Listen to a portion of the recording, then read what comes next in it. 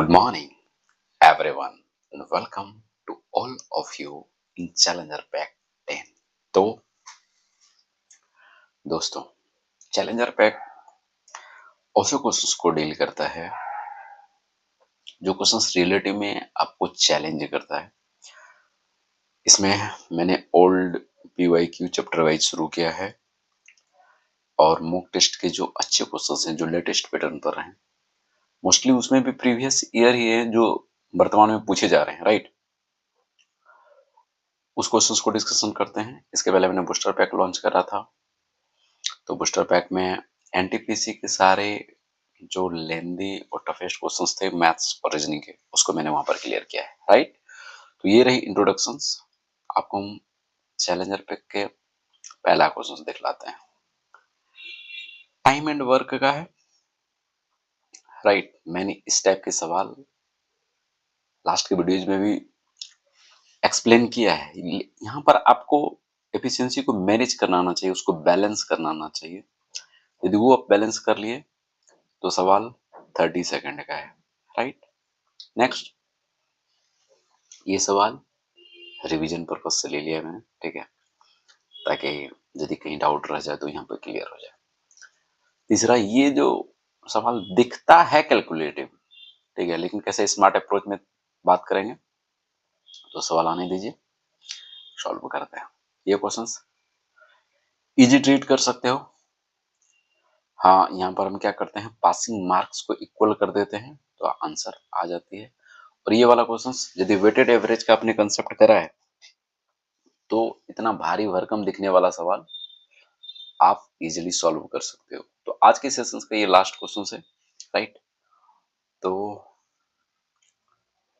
फिलहाल हमको तो चलना चाहिए क्वेश्चन नंबर 1 पे, बाकी बात आपको क्या करना चाहिए ये सब कुछ आपके ऊपर है, राइट। तो क्वेश्चन नंबर 1 पे चलते हैं।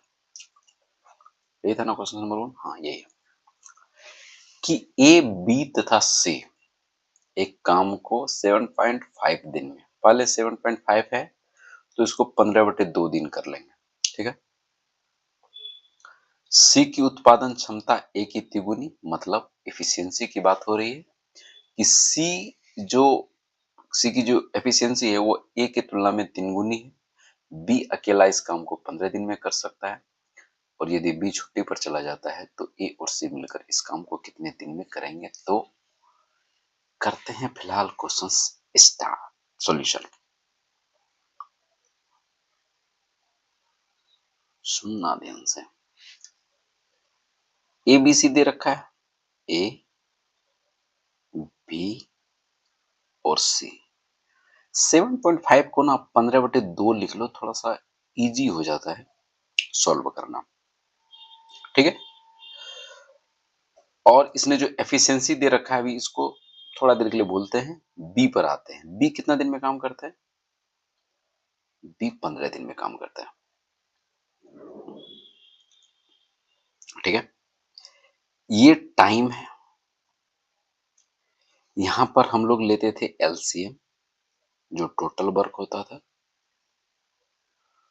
तो और टोटल वर्क में यदि आप टाइम से डिवाइड करोगे तो यहां पर एफिशिएंसी आ जाएगी। इसको ई से डिनोट आप कर सकते हो, एग्जाम में ये सब करने की जरूरत नहीं है, आपको भी पता है। तो इसकी एफिशिएंसी हो जाएगी 2, और जो इसकी एफिशिएंसी है इसकी हो जाएगी एफिशिएंसी 1। तो एक बात बताओ, जो मैंने मैनेज करना सिखाया था आपको कि एफिशिएंसी को मैनेज करना होता है, क्यों, अब सुनना। एक लाइन इसने ये भी तो दे रखा था ना, सी की उत्पादन क्षमता ए की तिगुनी है। तो आप कैसे मानते हो कि सी की जो उत्पादन क्षमता है ए की तिगुनी है? इसका मतलब ए का यदि एफिशिएंसी 1 होगा तो सी का 3 होगा, ये तो इसका मतलब है, बोला कोई दिक्कत नहीं है। लेकिन यहाँ पर जो कंबाइंड चीजें आपको दिख रही है, ये वाला चीज कि ए प्लस बी प्लस सी, यहाँ पर इसका एफिशिएंसी 2 है और बी का 1 है।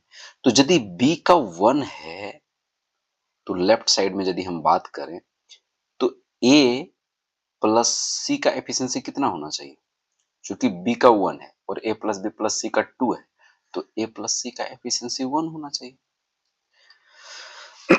ठीक है, लेकिन जो यहाँ पे आपने लेट किया है, क्या इसका सम 4 है, 1 है क्या?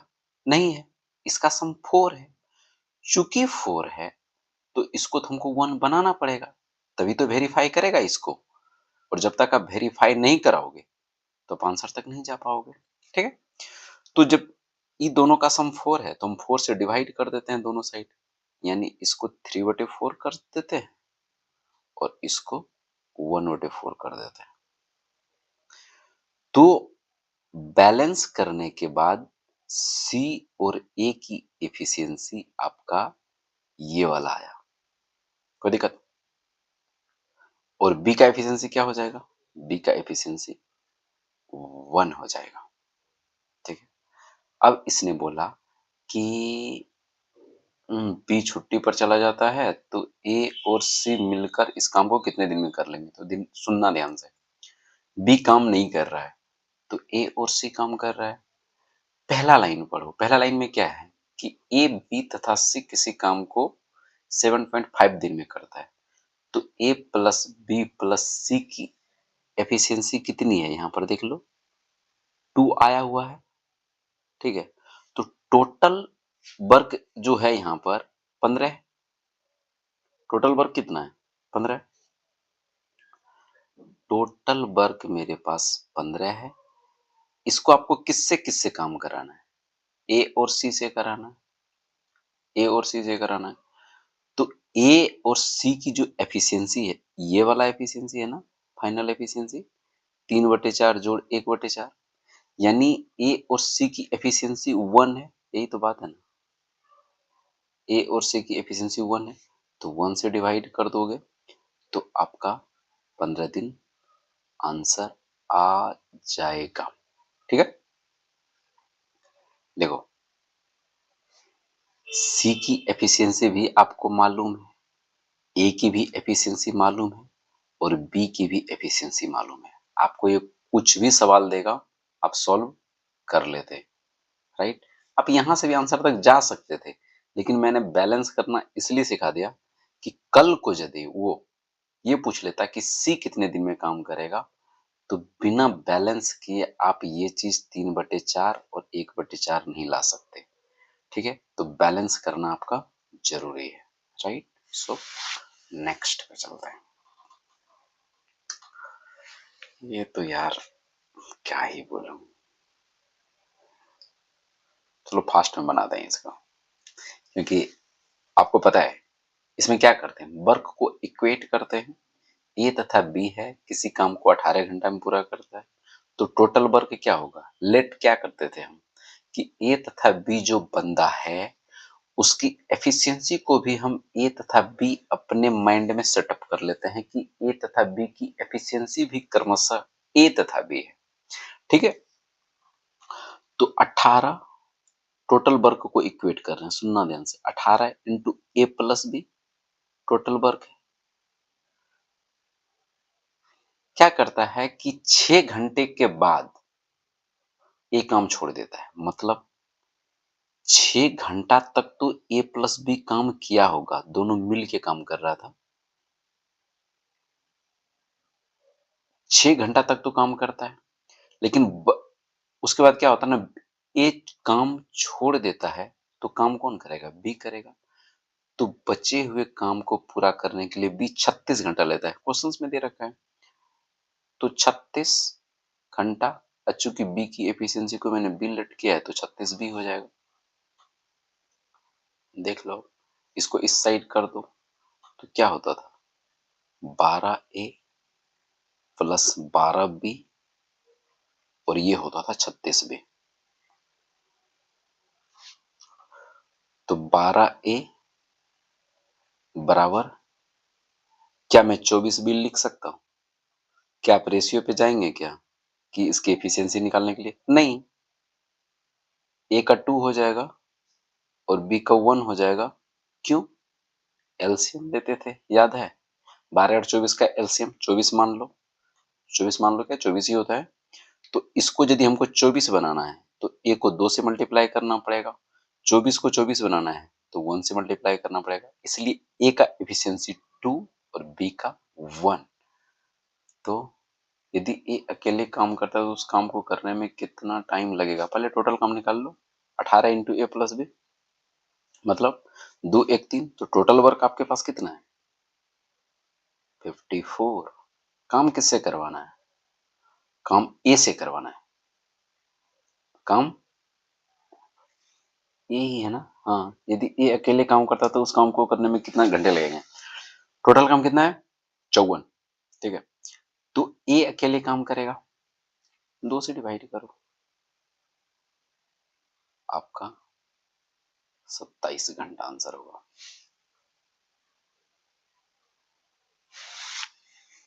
ओके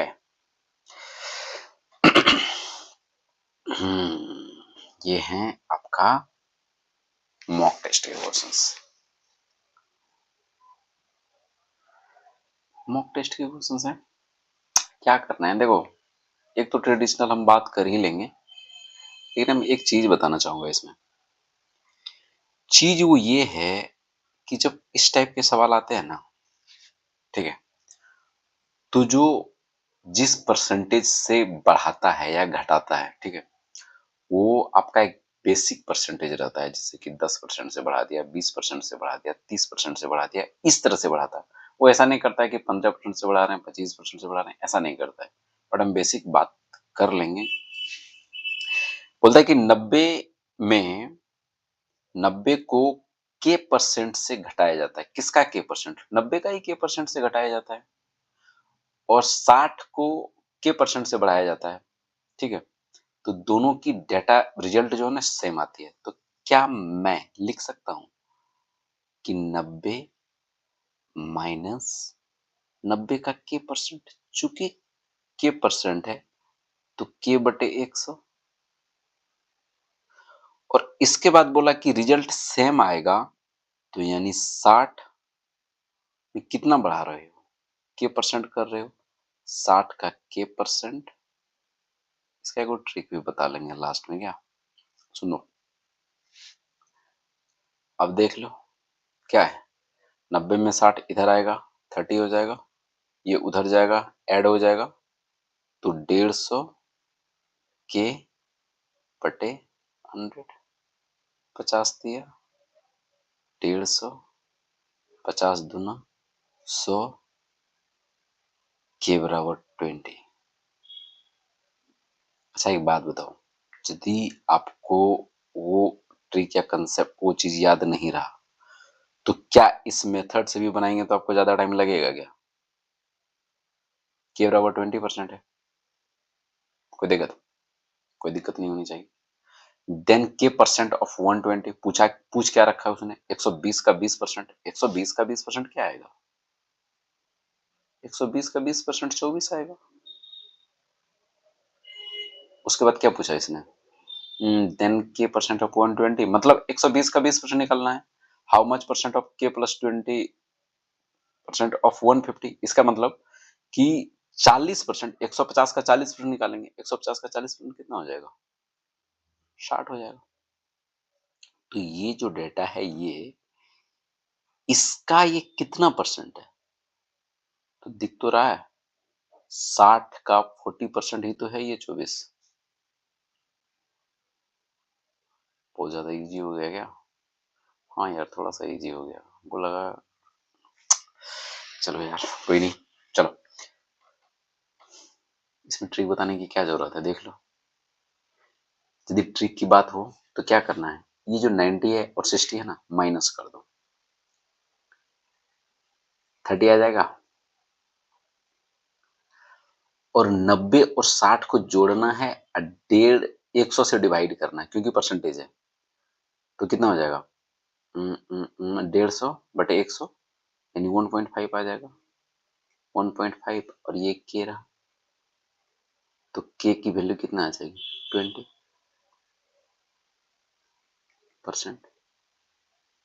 देखो एक्चुअली में होता है क्या ना, एग्जाम्स में ये सब चीज याद नहीं रहता है, सच्चाई बात यही है, इसलिए ये सब चीज को हम प्रेफर नहीं करते हैं। इम्प्रेशन तो बन जाएगी कि वो एक लाइन में बन गया, लेकिन ये सब चीज काम नहीं आती है, सच्चाई बात यही है।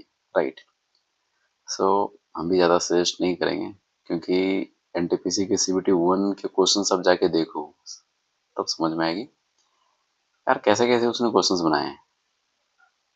मैं ये नहीं कहता हूँ कि सब टफ हैं, लेकिन हाँ, एक एक मान लो कि एक सेट है या दो सेट है, एक सेट है तो उसमें 2 या 3 क्वेश्चन ऐसे हैं जो कि लगता है कि नहीं, सवाल कुछ डिमांड कर रहा है। राइट।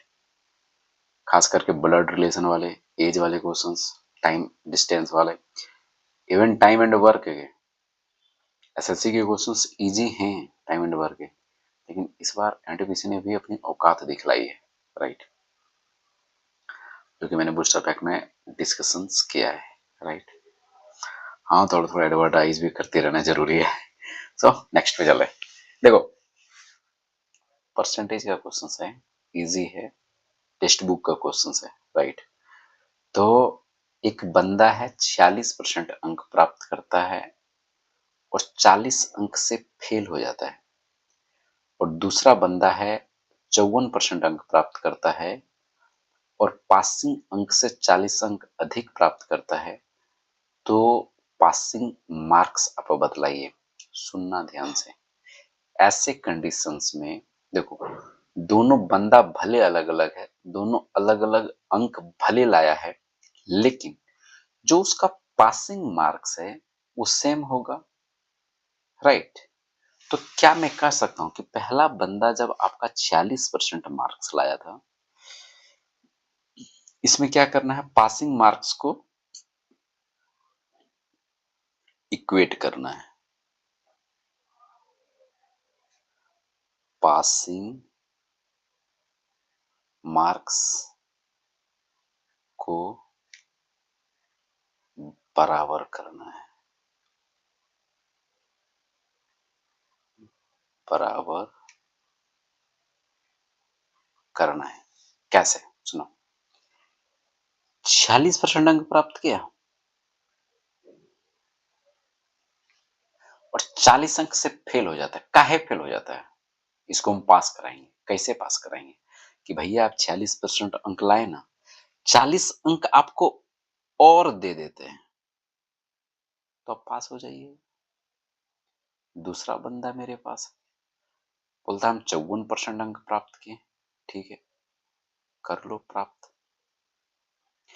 लेकिन पासिंग अंक से 40 अंक अधिक लाता है। मतलब 40 अंक अधिक कैसे लाया, 40 अंक अधिक लाया, लेकिन हम कहेंगे कि नहीं, तुमको पासिंग मार्क्स बताओ तुम्हारा क्या है, तो पासिंग मार्क्स यही होगा ना कि 54% में 40 हम माइनस कर देंगे, तो पासिंग मार्क्स पे पहुंच जाएंगे। क्या आपको ये चीज समझ में आई? चूंकि यहाँ फेल हो रहा था 40 अंक से, तो 40 अंक हम जोड़ दिए ताकि ये पास हो जाए, और ये ज्यादा अंक ला रहा था, चूंकि हमको पासिंग मार्क्स पर इसको पहुंचाना है, तो हम इसको माइनस कर दिए। ये परसेंटेज का ख्याल रखिएगा, नहीं तो पता चला कि देखो ये परसेंटेज है और ये क्या है, एक रियल डेटा है। ये परसेंटेज है, ये एक रियल डेटा है, तो परसेंटेज को परसेंटेज के साथ हिसाब किताब होगा, और ये जो रियल डेटा है, रियल डेटा के साथ हिसाब किताब होगा। तो 54 में 46 माइनस कर दीजिए, 8%। 8% ऐसे लिखना है, और उधर जाएगा तो 40 कितना हो जाएगा, 80 हो जाएगा। तो क्या मैं 100% की वैल्यू को, क्या मैं 1000 लिख सकता हूँ? आराम से लिख सकता हूँ, 1000 लिख दे। अब सुन लो, 100% की वैल्यू कितना है, 1000 अंक, यानी फुल मार्क्स उसका 1000 है। पूछा किसने, क्या पूछा, ये लास्ट लाइन, उत्तीर्णता अंक ज्ञात कीजिए। एक बात ये हो सकता है इसमें, ये यदि पूछ दे कि परीक्षा कितने का था, यानी फुल मार्क्स कितने का था, तो 1000 आंसर हो जाता, लेकिन इसने पूछा पासिंग मार्क्स, तो पासिंग मार्क्स बता दीजिए। पहले बंदे को मैंने सेलेक्ट कर लिया, 46% मार्क्स लिया, तो 460। चूंकि 40 अंक से फेल हो जा रहा था, तो 40 हम जोड़ देंगे, तो क्या हो जाएगा, 500।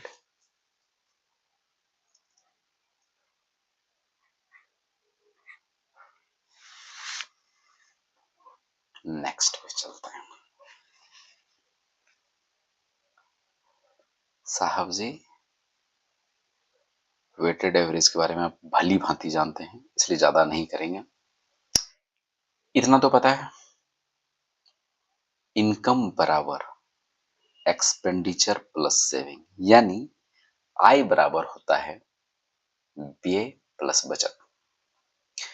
तो इस डेटा में अब जो भी बढ़ाओगे घटाओगे, सुनना, इस डेटा में जो भी बढ़ाओगे घटाओगे, इस डेटा में जो भी बढ़ाओगे घटाओगे, ये सब इस पर इम्पैक्ट डालेगा, इसलिए यहां पर भी वेटेड एवरेज लग जाती है। ठीक है, सुनना, ये एक्सपेंडिचर है, ये सेविंग है। रेशमा अपनी आय का 84% खर्च करती है। पहले रियल डाटा लिखेंगे, शुरुआत में क्या क्या कंडीशन था। 84% खर्च करती है, करवा दीजिए 84% खर्चा।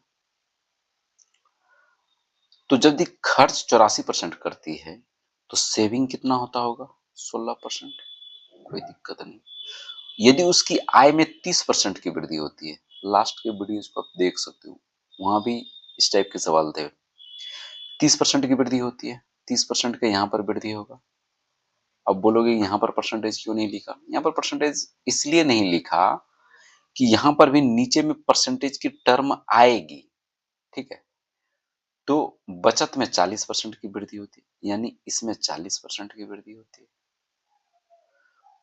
तो बीए में कितने प्रतिशत की वृद्धि होगी? बीए में मैंने लेट कर लिया, वही प्रतिशत की वृद्धि होगी। साहब, इसलिए परसेंटेज नहीं लिखा कि यहाँ भी परसेंटेज यहाँ भी परसेंटेज हो जाएगा, वो आपका दिमाग घोचमोच हो जाएगा बिहारी लैंग्वेज में, राइट। सो ऐसा ना हो, तो मैंने क्या किया कि देखो, शुरुआत में तो उसकी इनकम तो 100 ही होगी ना, लेट तो 100 ही करेंगे, क्योंकि वो 84% खर्च कहाँ पे करेगी। शुरुआत में तो इसका इनकम इतना ही था, 84% यहाँ पर खर्च कर रहा है, तो बचेगा कितना, 16। अब इसमें क्या है कि टोटल में 30% की वृद्धि हो रही है, क्या इनकम में, और यहाँ क्या बोला, इनकम, ये वाला डाटा, ये चीज 30% यहाँ पर ग्रोथ कर रहा है। 30% ये ग्रोथ क्यों कर रहा है पता है, ये 40% से बढ़ रहा है, और ये भी कुछ ना कुछ बढ़ा होगा। कोई दिक्कत नहीं है क्या। 84y प्लस 640 बटे में क्या करते थे, इन दोनों के सम से डिवाइड करते थे। तो 30/1, मतलब यहाँ पर बटे 100 है, तो 30 से गुना करेंगे तो यहाँ पर कितना आ जाएगा, 3000 आ जाएगा। तो 84y बराबर क्या मैं लिख सकता हूं, जब माइनस करोगे तो 2360 पे चले जाओगे।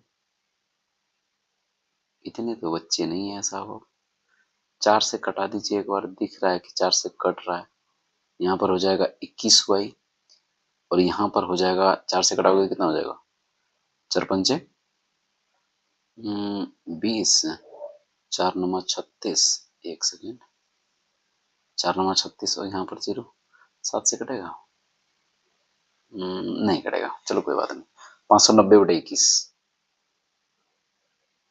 590/21, और जब 21 से आप डिवाइड करेंगे तो 21 दूना 42, और यहाँ पर 17, यहाँ पर 0, 8 एका 8, 8 दूना 16, 168, 2 28 पॉइंट समथिंग, नहीं यार अभी नहीं,